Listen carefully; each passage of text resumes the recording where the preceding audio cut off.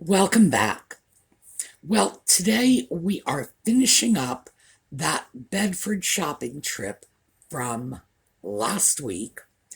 As I said, I got a lot of stuff for you, and this time the average price of the items I took home is about $5. So it's a little higher, still within the range of thrift store pricing, although, as you will see, some items were more expensive than others. So when we come back, we'll take a look at them.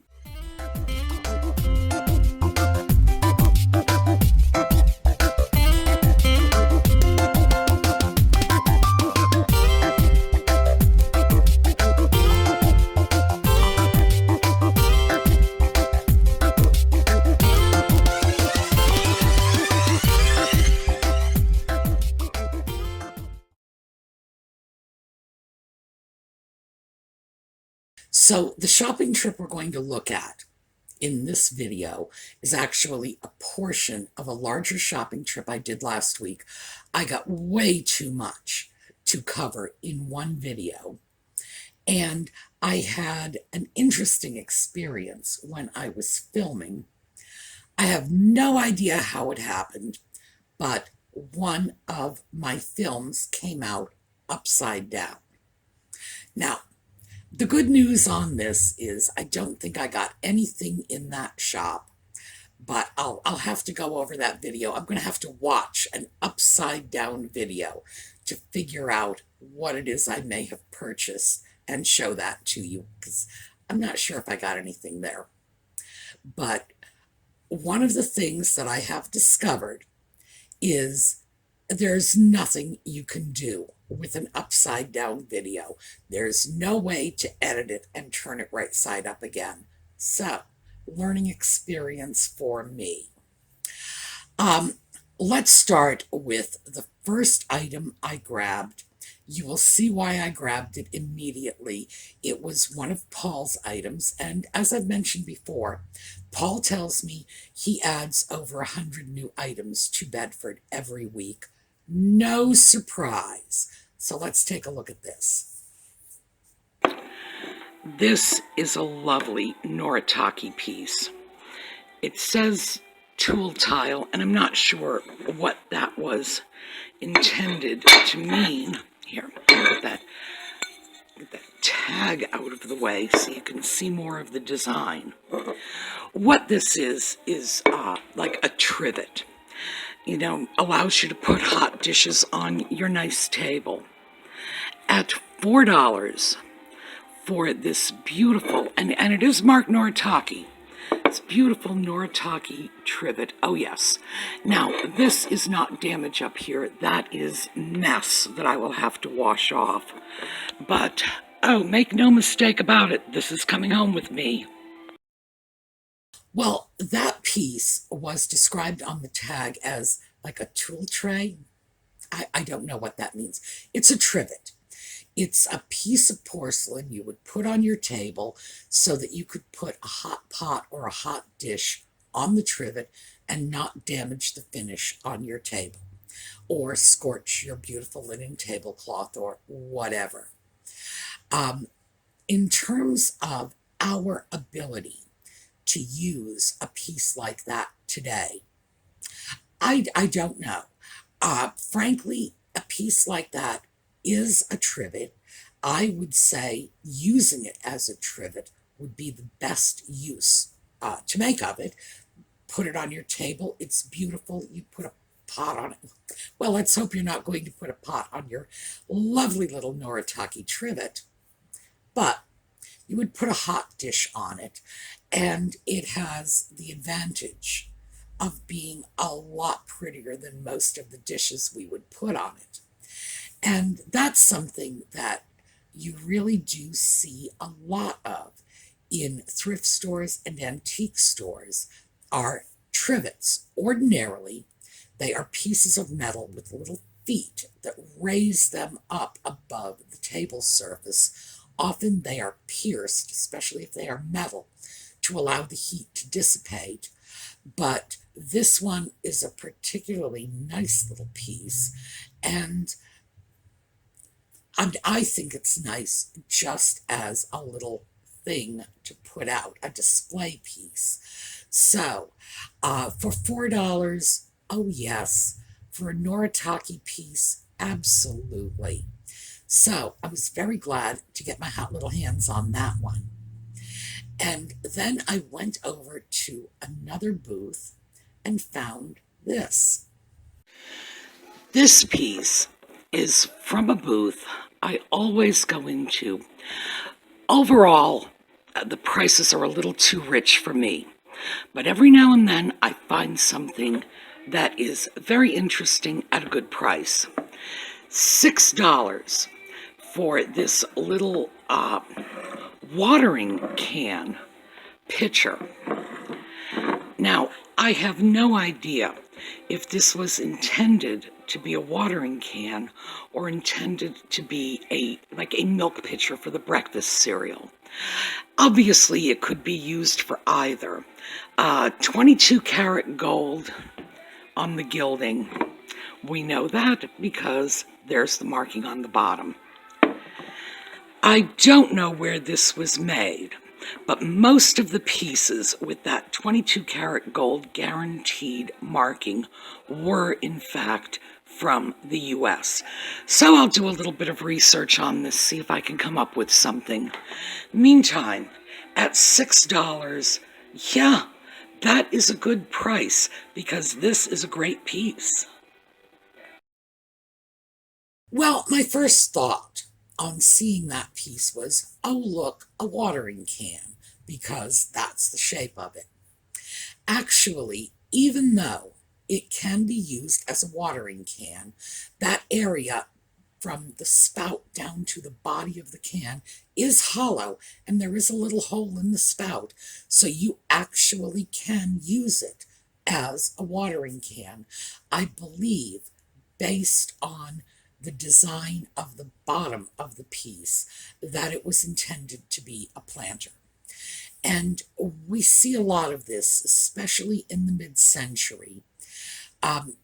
They had for some reason, plants in the mid-century were just a huge thing.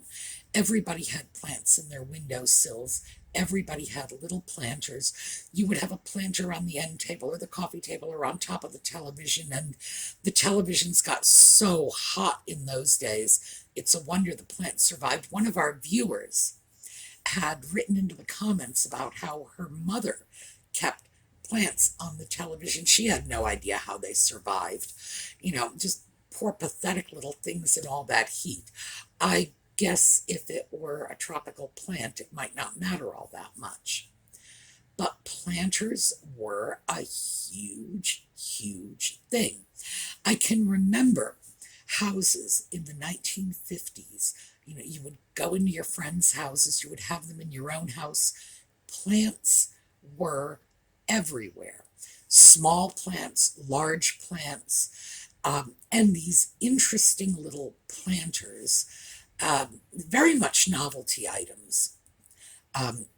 You would find planters like the watering can might actually be in somebody's living room,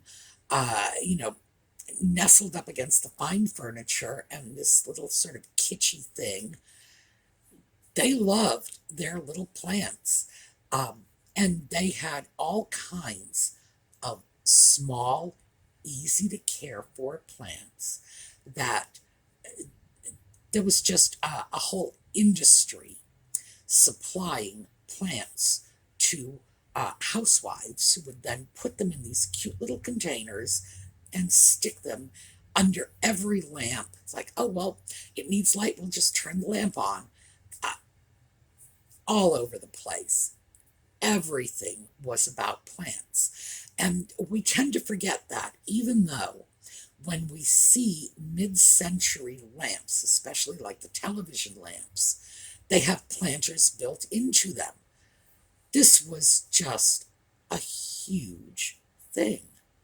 And then the idea of keeping little plants at some point, I guess it was in the 1960s, it became less fashionable, and then big plants like rubber plants or little palm trees or whatever, just bunches of greenery, so that by the 1970s, we were back to that sort of Victorian thing, because the Victorians had ferns everywhere.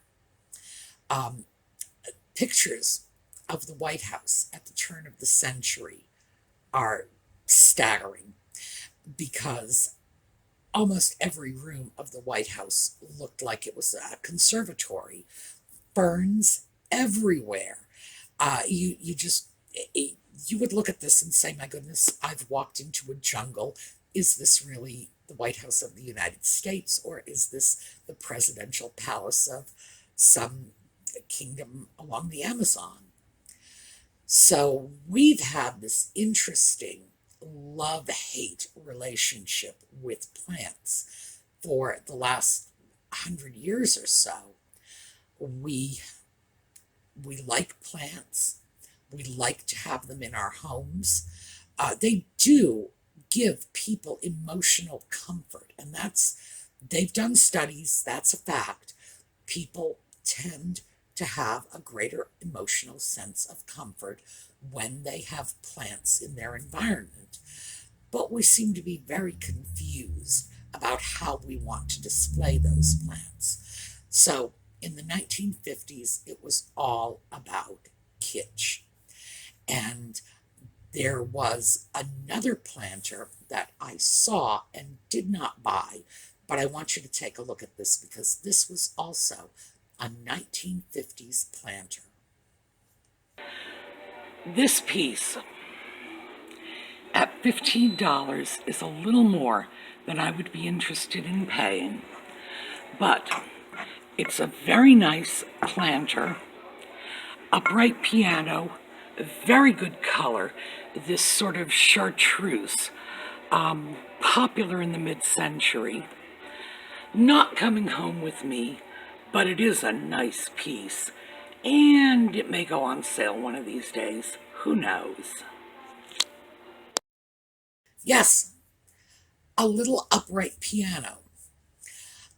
The thing to pay attention to with that particular planter is that interesting shade of chartreuse, a yellowy green.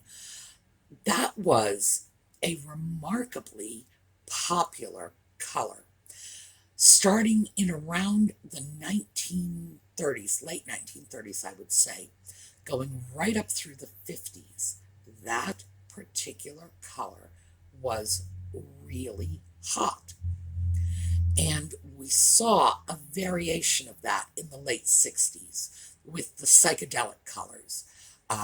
In the late 60s, that color also sort of came back with a vengeance in the pop art of the 60s.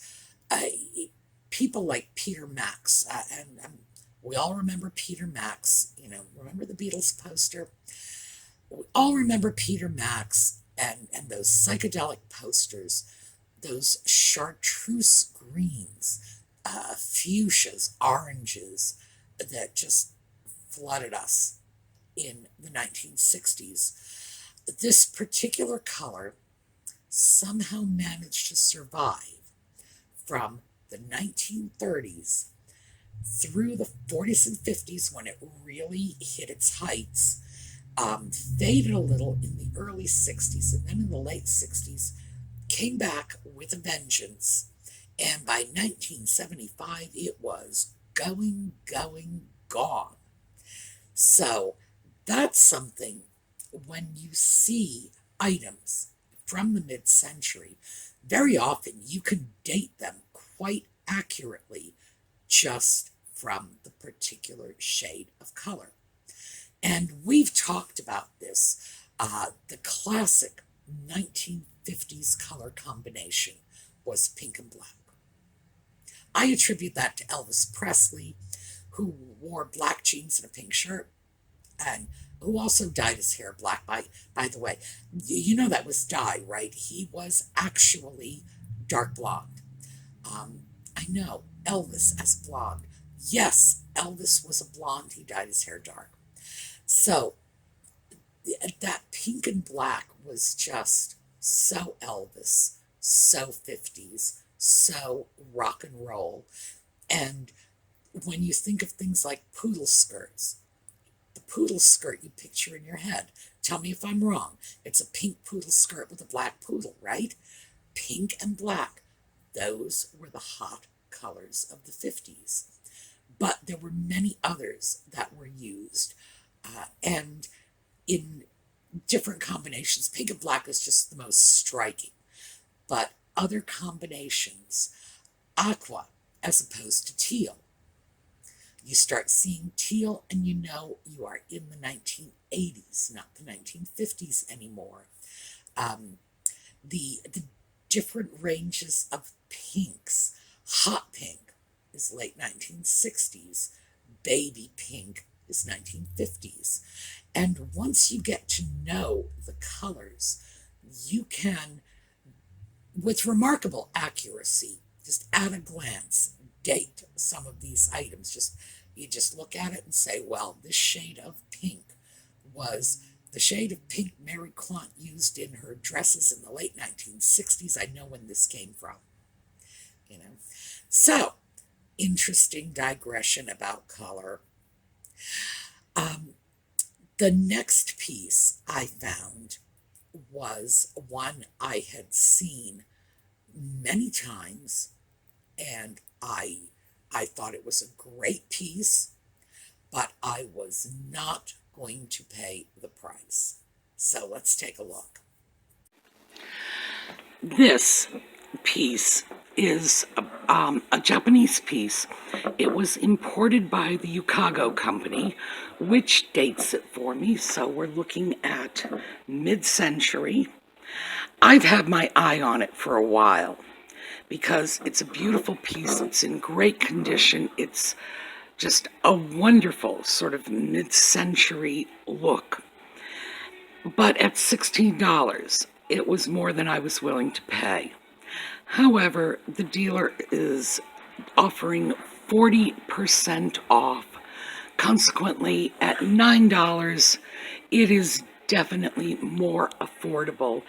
And I wouldn't mind having a really high-end piece like this in my Etsy shop. That Yukago vase is a wonderful piece. It's beautiful. The shape is classic. It's so well made. The interior is a very vibrant yellow, and that is a piece that I had my eye on. Whenever I would go into that booth, I would pick up that piece. I would look at it and say, "This is just a gorgeous piece of mid-century Japanese import ware, but there's no way I'm paying that much for it." So 40% off. Oh yeah, I decided, yes, we're going to go for it. So that piece came home with me. And when I look at pieces like that, as I mentioned in the video, most of what I have in my eBay shop is reasonably low priced. I try to keep my items under $25 because, well, mostly because I want to sell them. If you want to sell things, don't price them too high. I want to move things. I want to turn them. I want them to go off to someone else. And I want to make sure that when I put a price on it, I can put a price that is comparable or below the average retail for that piece. I don't want to go above it, and I want to make sure that if someone is looking around for an item, mine is going to be the one that will catch them, at least on price. Oh, also quality. That's one of the reasons that I will not deal with damaged goods if I can avoid it, although I do have a couple of pieces I've picked up that I am throwing in, hopefully the next time I do listings, lightly damaged pieces, because I can sell them very inexpensively. And not everybody is especially picky. Some people are just plain price shoppers. They want something affordable, and if they can get something that's affordable with a little bit of very discreet or hidden damage, they're fine with it. And it allows me to drop prices on these pieces. But as I say, hopefully it will be because the piece is in very good condition, but also I want to make sure that when people are shopping for similar items, that I'm not going to be the one that's shunted aside because my price is too high. But having said that, I also do not want to become known as the Kmart of Etsy. So I need to be able to throw a couple of higher priced, better quality, superior pieces in. And that piece is going to fit the bill very nicely. The final price on that was like $9.60. So it's under $10. Still, $9.60 is high, but it's going to let me sell that at a reasonable price. And that's a great piece. That is one of those things that, you look at it and say, gee, that's beautiful Japanese art. It's modern art from the mid-50s. So, it's not ancient Japanese art. It's not like some of the Satsuma pieces I've come across, but it's a nice example of modern Japanese art. So I tend to sort of keep an eye out for pieces like that, because when I find them, it's not the sort of thing I would want to stock my Etsy shop with, on a well, not, I don't want to say on a regular basis. I don't want to overflow with nothing but pricey pieces, but because, as I say, I want to sell things. But I do want to make sure there are some nicer pieces in there that people with more discriminating taste are going to be able to say, yeah, I can find something for me here too. So I was glad to get that. I'm trying to think, probably about 6 months I've been watching that piece. And I got it on sale day, so I'm a happy camper. The last couple of pieces are from one of Paul's cubbies, so let's take a look. Okay, this is one of Paul's little first floor cubbies. And there are 2 Occupied Japan pieces that are coming home with me. Let's start with this one. This is $4. It is a little shelf sitter, a girl with a doll. Adorable. And the great thing about Occupied Japan is we can pinpoint the date at which it was made. And next up here, $2, we have what I am going to call John Adams. Here we are John Adams. A little figurine of an 18th century fellow. $2, very cute. Not sure what I'm going to do with it. A piece like that I can sell as is, or pop it on top of a Tidbit tray. And who knows, I may end up doing a patriotic Tidbit tray one of these days. So, both are coming with me. Oh, wait, before I go. I don't know what that is, but gee, that guy sure looks like Bing Crosby to me. Yes, indeed, some more Occupied Japan. I think I have seen that shelf sitter before. It looked rather familiar to me. It's a girl holding a doll. It's a sweet piece. We're not talking fine art. When we look at those pieces compared to the Yukado Japanese vase that we just saw, one is more of an art piece. The others are a little more on the kitsch side. Still, it's very, very cute. And cute actually has a market. So, $4 for an occupied Japan piece like that, really nice, because that piece is a good size.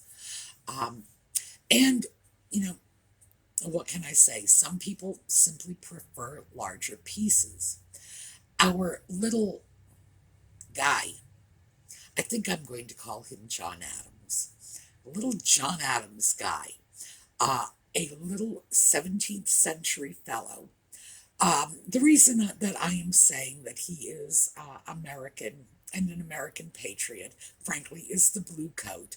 Although John Adams did not serve in the military, still, maybe I should call him Alexander Hamilton. Hamilton served in the military.